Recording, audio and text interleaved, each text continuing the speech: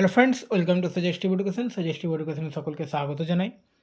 SSC GD এবং SSC এমটিএসের জন্য যে আমরা জিকে প্র্যাকটিস করছিলাম নতুন প্যাটার্ন অর্থাৎ এডুকেটিভ প্যাটার্নের, তো আজকে আমাদের চ্যাপ্টার 5 আলোচনা করব। চ্যাপ্টার 5 হচ্ছে গুপ্ত ও গুপ্ত পরবর্তী সাম্রাজ্য। তো আজকের প্রথম কোশ্চিন হচ্ছে, কোন ভারতীয় শাসককে ভারতের নেপোলিয়ন নামে অভিহিত করা হয়?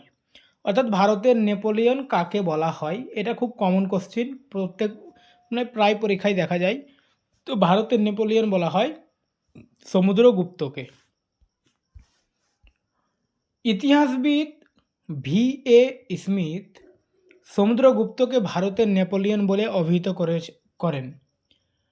এই উপাধি তার অপরাজেয় সামরিক সাফল্য ও ব্যাপক বিজয়ের জন্য দেওয়া হয়, যা ইউরোপে নেপোলিয়ন বোনাপার্টের অভিযানের সঙ্গে তুলনীয়, যদিও সমুদ্রগুপ্ত কখনো পরাজিত হননি। তার সামরিক অভিযানসমূহের বিস্তারিত বিবরণ পাওয়া যায় এলাহাবাদ স্তম্ভলিপিতে বা এলাহাবাদ প্রশস্তি আমরা যেটা বলি। সমুদ্রগুপ্ত শুধু একজন মহান যোদ্ধাই নন, তিনি একজন সঙ্গীতজ্ঞ ও কবি, যাকে কবিরাজও বলা হয়, ছিলেন। ঠিক আছে, তার মুদ্রায় বীণা বাজানোর দৃশ্য উৎকীর্ণ রয়েছে, যা তার যোদ্ধা ও শিল্পীর সম্মিলিত গুণাবলী প্রকাশ করে। তো নিচের পয়েন্টগুলো অবশ্যই মনে রাখবে। সমুদ্রগুপ্তকে সঙ্গীতজ্ঞ বলা হয়, কবিরাজ বলা হয়, আর বলা হয় তার মুদ্রায় বীণা বাজানোর দৃশ্য রয়েছে। এই পয়েন্টগুলো মনে রাখবে, ঠিক আছে। সমুদ্রগুপ্তের এলাহাবাদ স্তম্ভলিপির রচয়িতা কে ছিলেন? তো এলাহাবাদ স্তম্ভলিপি বা এলাহাবাদ প্রশস্তি, বর্তমানে যাকে বলা হচ্ছে প্রয়াগ প্রশস্তি, এর রচয়িতা হচ্ছেন সমুদ্রগুপ্তের সহকবি হরিসেন। এলাহাবাদ স্তম্ভলিপি বা প্রয়াগ প্রশস্তি রচনা করেছিলেন হরিসেন, যিনি সমুদ্রগুপ্তের রাজকবি বা সভাকবি ছিলেন এবং সন্ধি বিগ্রহিক যুদ্ধ শান্তি বিষয়ক মন্ত্রী ছিলেন। আচ্ছা, এখানে এই কবিরাজটা দেখে কনফিউশন হবে না, ঠিক আছে। রাজকবি বা সভাকবি এটার কথা বলা হচ্ছে হরিসেন সম্বন্ধে, আর কবিরাজ যাকে বলা হয় সেটা হচ্ছে সমুদ্রগুপ্ত, ঠিক আছে। এই শিলালিপিটি চম্পু শিলালিপিতে শৈলীতে গদ্য পদের মিশ্রণ এবং সংস্কৃত ভাষায় রচিত। এতে সমুদ্রগুপ্তের সামরিক অভিযান ও তার কল্যাণমূলক শাসনের বিশদ বিবরণ রয়েছে। হরিসেন তার রাজাকে পৃথিবীতে অবতীর্ণ দেবতা হিসেবে প্রশংসা করেন এবং তাকে কুবের, বরুণ, ইন্দ্র ও যমের সমতুল্য বলে বর্ণনা করেন।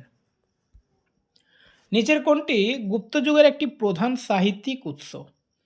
তো গুপ্ত যুগের একটা প্রধান সাহিত্যিক উৎস হচ্ছে এলাহাবাদ স্তম্ভলিপি বা এলাহাবাদ প্রশস্তি।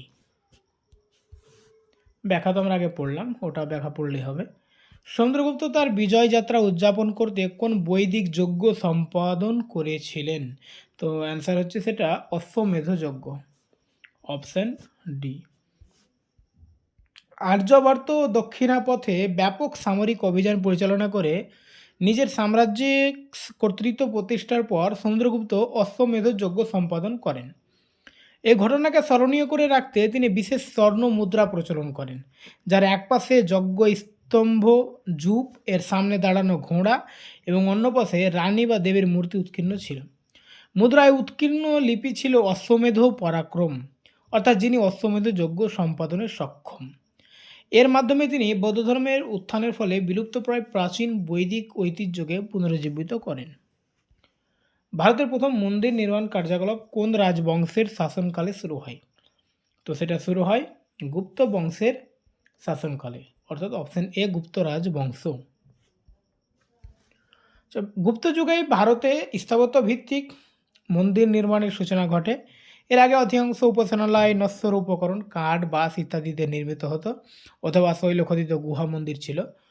গুপ্তরা প্রথম স্বতন্ত্রভাবে দাঁড়ানো পাথর ও ইটের মন্দির নির্মাণ শুরু করেন। এর প্রাথমিক উদাহরণ হচ্ছে দশাবতার মন্দির, যেটা দেওগড় ঝাঁসিতে অবস্থিত, আর একটা হচ্ছে ভিতরগাঁও মন্দির, যেটা কানপুরে অবস্থিত। এই মন্দিরগুলিতে হিন্দু মন্দির স্থাপত্যের মৌলিক উপাদান গর্ভগৃহ, মণ্ডপ ও শিখর প্রতিষ্ঠিত হয়। এই কারণে গুপ্ত যুগকে ভারতীয় শিল্পকলার সোনালী যুগ বলা হয়। গুপ্ত স্থাপত্যের উৎকৃষ্ট নিদর্শন ভিতরগাঁও মন্দির কোন জেলায় অবস্থিত? তো একটু আগে আমরা পড়লাম যেটা ব্যাখ্যাতে, ভিতরগাঁও মন্দির হচ্ছে কানপুরে অবস্থিত, ঠিক আছে। আর দেওগড় ঝাঁসিতে যেটা অবস্থিত সেটা হচ্ছে দশাবতার মন্দির। গুপ্ত রাজবংশের প্রশাসনে স্বার্থবাহয়ের সঠিক পরিচয় কোনটি? তো স্বার্থবাহ বলতে বোঝাতো বণিক সংঘের প্রধান। ঠিক আছে, যে কোনো বণিক সংঘ বা বাণিজ্যিক দল যারা থাকতো, বণিকদের দল, তাদের প্রধানকে বলা হতো স্বার্থবাহ। চলো ব্যাখ্যাটা দেখো। গুপ্ত প্রশাসনে স্বার্থবাহ ছিলেন বণিক সংঘের প্রধান বা কাফেলা নেতা। কাফেলা বলতে কোনো এক জায়গায় কোনো মানে ভ্রমণকারী থাকে, ঠিক আছে, এবং সেটা যেটা দল থাকে 20-25 জনের বা যত হোক একটা দল থাকবে, সেখানে একজন নেতা থাকবে, তাকে বলা হয় স্বার্থবাহ। গুপ্ত যুগের এটা ওয়ার্ডে, ঠিক আছে। নগর শ্রেষ্ঠী প্রধান ব্যাংকার বা বণিক, প্রথম কুলিক হচ্ছে প্রধান কারিগর। আচ্ছা, এই পয়েন্টগুলো ভালোভাবে মনে রাখবে, কাকে কি বলা হতো। নগর শ্রেষ্ঠী বলা হতো প্রধান ব্যাংকারকে বা বণিককে, ঠিক আছে। প্রথম কুলিক বলা হতো প্রধান কারিগরকে, এবং প্রথম কায়স্থ প্রধান লেখক। এর সঙ্গে মিলিতভাবে স্বার্থবাহ জেলা প্রশাসনের বিষয়ে গুরুত্বপূর্ণ ভূমিকা পালন করতেন। তিনি প্রায়শই জেলা পরিষদ অধিষ্ঠানিধিকরণ এর সদস্য ছিলেন, যা গুপ্ত যুগে বণিক সম্প্রদায়ের রাজনৈতিক প্রভাবকে নির্দেশ করে। স্বার্থবাহ শব্দের অর্থ হচ্ছে কাফেলার নেতা। গুপ্তযুগের কোন রাজস্ব সংক্রান্ত পরিভাষা ও তার অর্থ সঠিকভাবে মেলানো হয়েছে? তো এখানে সঠিকভাবে মেলানো হয়েছে সেটা হচ্ছে বৈষ্ঠিক, জোর পূর্বক বা বেগার শ্রম। অপশন ডি, এটা সঠিকভাবে মেলানো হয়েছে, ঠিক আছে। তো বৈষ্ঠিক বা ভিষ্টি থেকে উদ্ভূত অর্থ জোরপূর্বক বা বেগার শ্রম, যেখানে প্রজাদের বিনা পারিশ্রমিকে রাষ্ট্রের কাজে বা সেনাবাহিনীর জন্য শ্রম দিতে হতো। এটি গুপ্ত ও গুপ্ত পরবর্তী যুগে রাজস্বের একটি উৎস ছিল। আর বাকি অপশন এটা ভুল, কারণ হিরণ্য ছিল নগদ বা স্বর্ণে প্রদত্ত করকে বলা হতো হিরণ্য। অপশন বিটা ভুল, কারণ হচ্ছে ধান্য বলতে শস্যে প্রদত্ত কর বোঝায়। আর ভাগ ছিল ফল ফুল জ্বালানি কাঠ ইত্যাদি সরবরাহ, রাজার ফসলের অংশকে বলা হতো ভাগ। আচ্ছা, এখানে ভাগটা, এখানে যেটা আসল কোশ্চিন ছিল ওটা ভোগ ছিল, ঠিক আছে। এটা ভাগটা কিন্তু ঠিক হবে, রাজার ফসলের অংশকে ভাগই বলা হয়, কিন্তু ওটা আসলে ভোগ ছিল কোশ্চিনটা। এখানে যেটা এ কোশ্চিনের অ্যান্সার সেটা হচ্ছে অপশন ডি। ওকে। গুপ্ত যুগের কর ব্যবস্থার ক্ষেত্রে কোন জোড়াটি সঠিক? আদেও মানহানিকর বক্তব্যের জরিমানা, ভাগ রাজার ফসলের অংশ। হ্যাঁ, এখানে এই ভাগটা ঠিক আছে, ভাগ আসলে রাজার ফসলের অংশই, ঠিক আছে। আর ওই কোশ্চিনে ভাগটা হতো ভোগ। হিরণ্য বেগারশ্রম হবে না, ঠিক আছে। আর ধান্যটা স্বর্ণকর, এটা হবে না। ভাগ রাজার ফসলের অংশ, এটা হচ্ছে অ্যান্সার। গুপ্তযুগের রাজস্ব দায়িত্ব সংক্রান্ত কোন জোড়াটি সঠিকভাবে মেলানো হয়েছে? রাজস্ব দায়িত্ব, তো 10 অপরাধ 10টি অপরাধ থেকে আরোপিত জরিমানা, ভোগ বেগারশ্রম কর, আদেও নথি সংরক্ষণের দায়িত্ব, ধান্য জোরপূর্বক শ্রম। তো এখানে সঠিকভাবে মেলানো হয়েছে সেটা হচ্ছে 10 অপরাধ, এইটা 10টি অপরাধ থেকে আরোপিত জরিমানা। 10 অপরাধ বলতে 10টি অপরাধের জন্য ধার্য জরিমানা বোঝায়। এই অপরাধগুলির মধ্যে সাধারণত চুরি, হিংসা, ব্যভিচার, হত্যা প্রভৃতি অন্তর্ভুক্ত ছিল। এসব জরিমানার অর্থ রাষ্ট্রের রাজস্বে যুক্ত হতো। গুপ্তযুগের ক্ষেত্রে কোন পরিভাষা ও অর্থের জোড়াটি সঠিক? বৈষ্ঠিক ভোগ কর, ভাগ বেগারশ্রম, আদেয় প্রদেয় সমর্পণযোগ্য কর, 10 অপরাধ শস্য কর। তো এখানে ঠিক হচ্ছে আদেয়টা, প্রদেয় বা সমর্পণ যোগ্য কর। অপশন সি হচ্ছে অ্যান্সার। গুপ্তযুগের কোন রাজস্ব সংক্রান্ত পরিভাষা ও অর্থ সঠিকভাবে মেলানো হয়েছে? তো অ্যান্সার হচ্ছে বৈষ্ঠিক, যেটা হচ্ছে জোরপূর্বক শ্রম, ঠিক আছে। কোশ্চিনটা রিপিট হয়েছে। বৈষ্ঠিক বা ভিষ্টি বলতে রাষ্ট্র কর্তৃক আরোপিত জোরপূর্বক বা বিনা পারিশ্রমিক শ্রম বোঝায়, যা শ্রমের মাধ্যমে প্রদত্ত এক প্রকার কর হিসেবে বিবেচিত হতো। গুপ্ত শাসনকালে মহাসন্ধি বিগ্রহিকের বিষয় কোন বক্তব্যটি সঠিক? তো মহাসন্ধি বিগ্রহিক এর বিষয় হচ্ছে, এটা হচ্ছে পররাষ্ট্রমন্ত্রীকে বোঝানো হতো। অপশন সি পররাষ্ট্রমন্ত্রী। মহাসন্ধি বিগ্রহিক ছিলেন যুদ্ধ শান্তি বিষয়ক মন্ত্রী, অর্থাৎ কার্যত পররাষ্ট্রমন্ত্রী। আর সন্ধি বা শান্তি বা মৈত্রী ও বিগ্রহ যুদ্ধ সংঘর্ষ, এই দুইয়ের সিদ্ধান্ত নেওয়াই ছিল তার কাজ। সমুদ্রগুপ্তের সভাকবি হরি সেন, যিনি এলাহাবাদ স্তম্ভলিপি রচনা করেন, এই পদে অধিষ্ঠিত ছিলেন মহাসন্ধি বিগ্রহিক, ঠিক আছে। গুপ্ত পরবর্তী যুগে এই পদ প্রশাসনের একটি স্থায়ী অংশে পরিণত হয়। আর প্রধান বিচারপতিকে সাধারণত বলা হতো মহাদণ্ডনায়ক। গুপ্তযুগের কোন কর্মকর্তা ও তার ভূমিকার জোড়া সঠিক? ধ্রুবাধিকরণিক কোষাধ্যক্ষ, এটাই ঠিক রয়েছে। ধ্রুবাধিকরণিক কোষাধ্যক্ষ। ব্যাখ্যাটা একটু দেখি। ব্যাখ্যায় দেখো, এসএসসি পরীক্ষার প্রেক্ষিতে ধ্রুবাধিকরণিককে সাধারণত রাজস্ব সংগ্রহ বা কোষাগারের দায়িত্বপ্রাপ্ত কর্মকর্তা হিসেবে চিহ্নিত করা হয়, স্থায়ী রাজস্ব নথি সংরক্ষণের সঙ্গে যুক্ত। আর প্রযুক্তিগতভাবে ভাণ্ডাগারাধিকৃত ছিলেন রাজকোষাধ্যক্ষ, ঠিক আছে।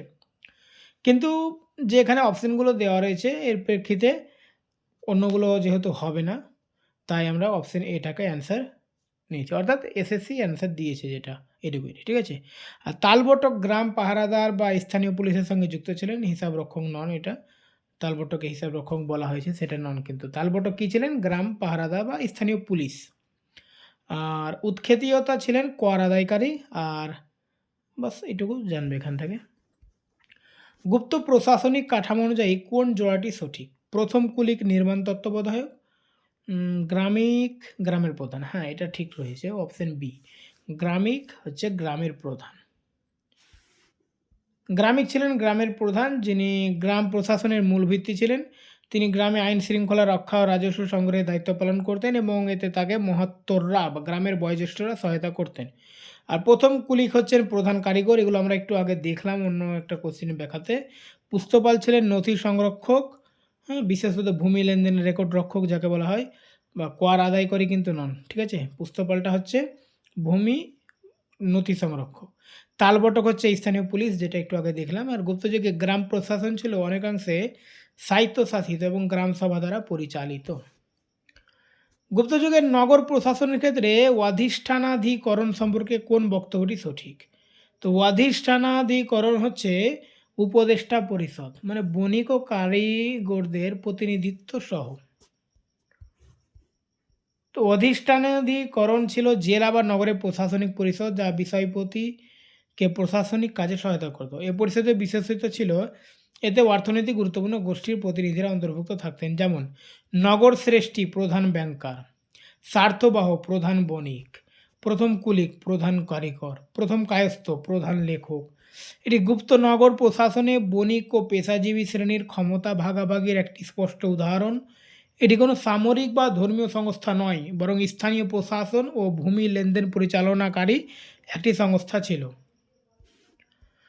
গুপ্ত প্রশাসনে কোন কর্মকর্তা ও তার ভূমিকার জোড়াটি সঠিক? উৎক্ষেতীয়তা রয়েছে, ধ্রুবাধিকরণিক পুস্তপাল, ভাণ্ডাগারাধিকৃত। তো আমরা তো দেখলাম এগুলো।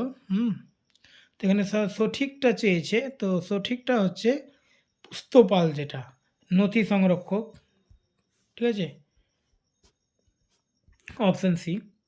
গুপ্ত শাসকদের ব্যবহৃত কোন উপাধি তাদের বৈষ্ণব ধর্মীয় পরিচয়কে প্রতিফলিত করে? তো এখানে বৈষ্ণব ধর্মীয় পরিচয়কে প্রতিফলিত করে, সেটা হচ্ছে পরম ভাগবত, অপশন সি।